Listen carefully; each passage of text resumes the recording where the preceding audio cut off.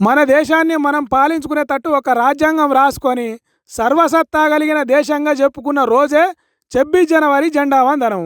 అంత గొప్ప దినం, దేశ పండుగ ఎట్లా జరిగింది, ఎక్కడెక్కడ ఏ చిత్రాలు జరిగినాయి అనేది ఒక్కసారి గిర్న తిరిగి చూసేద్దాం. దేశ ప్రథమ పౌరురాలు రాష్ట్రపతి ద్రౌపది ముర్ము మేడం, ప్రధానమంత్రి మోడీ సారు, సెంట్రల్ సర్కార్ పెద్దలంతా ఢిల్లీ కర్తవ్య పథలో 3 రంగుల జెండా ఎగిరేసి వందనం చెప్పిండ్రు.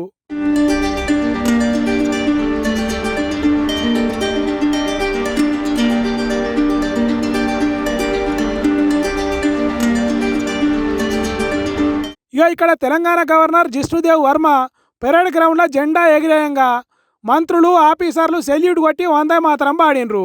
అటు అమరావతిలో మొదటిసారి జరిపిన గణతంత్ర దినోత్సవంలో AP governor Abdul Nazeer sir, CM చంద్రాల్ sir, deputy CM Pawan Kalyan sir, మంత్రి లోకేష్ సార్లు త్రివర్ణ పతాకానికి సెల్యూట్ చేసిండ్రు.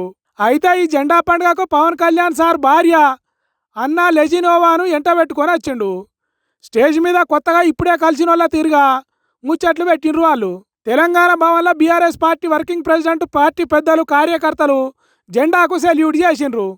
తర్వాత జరిగిన సభల తెలంగాణ రాష్ట్రంలో రాజ్యాంగం ఏ తీరుగా ఆగమవుతున్నదో చెప్పే నాటిక ఒకటి వేసిండ్రు.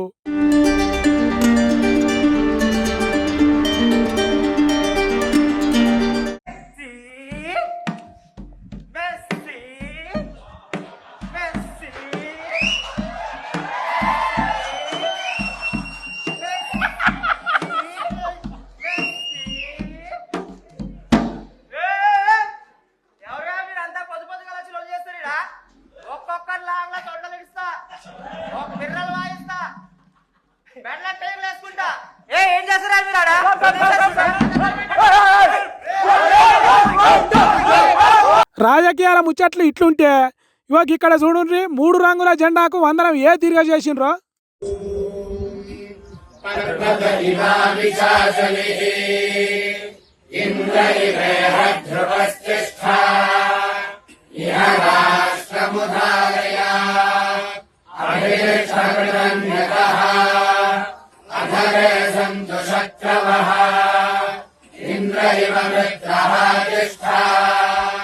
అయ్యగారులు వందే మాతరంకు బదులు మంత్రాలు చదివిర్రు.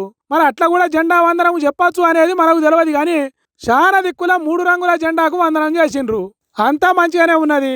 ఏడాదికి 2 సార్లు స్వతంత్ర దినం అని, గణతంత్ర దినం అని దేశంలో జెండాకు వందనం చెప్తున్నాం, కానీ సంబరాలు చేసుకుంటున్నాం, కానీ దేశంలో అందరికీ సమానంగా న్యాయం జరుగుతున్నదా? స్వతంత్రం వచ్చి ఇన్నేళ్ళు అవుతున్నా చదువుకోలేని పిల్లలు రోడ్ల మీద ఎందుకు తిరుగుతున్నారు? ఇప్పటికీ అడవి బిడ్డలు దారి లేక దవాఖానకు డోలీలల్లా ఎందుకు మోసుకొని పోవాల్సి వస్తుంది? మనుషులను మనుషుల తిరిగా చూడకుండా కులం పేరుతోనో మతం పేరుతోనో ఎందుకు చిన్నచూపు చూస్తున్నారు? వీటన్నిటిని దేశంలో రాసపండు తీరుగా పెంచే రాజకీయ లీడర్లు సమాధానం చెప్పాలి. అప్పుడప్పుడు లేచిన గడియ మంచుకుంటే పెద్ద పెద్ద గండాలు ఎగిరవుతల పడతాయి. హాగో ఇవాళ మంత్రి వాకిటి శ్రీహరి సార్ కూడా గట్లనే అయింది. ఇలా జెండా పండుగ కాబట్టి ఎన్ని పనులున్నా అన్ని పక్కకు పెట్టి కార్యకర్తలు పాటోలతో కలిసి జెండా ఎగరేయాల్సిన బాధ్యత ఉంటదాయే. అదే పని మీద పొద్దుగాలనే మక్తల్ తహసీల్దార్ ఆఫీస్ కాడికి పోయి జెండా ఎగరేసే కార్యం షురూ చేసిండు. సార్ తాడు మీద గుంజుతుంటే ఏమైందో ఏం పాడు టక్కున జెండా కట్టిన కర్రె ఉసికింద పడ్డది. ఇక ఆడున్నోళ్ళంతా అందరి చేతులు అడ్డం పెట్టి ఎవరైనా ఎత్తికి తలగకుండా పట్టుకురు, కానీ ఆడికి ఒక ఆయనకు దాకి పడైందట. జర్ర అటు ఇటు అయినా సార్ నెత్తి వాలుగుతుండే. పాపం జస్ట్ మిస్టేక్ లా ఎంత పని అయిపోయాయి కదా. మరి అది కట్టేటోళ్ళు ఎట్లా పెట్టి పాడారో ఏమో గాని పాపం జెండా పండుగ నాడు ఇది ఒక మచ్చ లెక్క మిగిలిపోతుండే. వాళ్ళ సారుకు దెబ్బ దాకిన ఉంటాయి.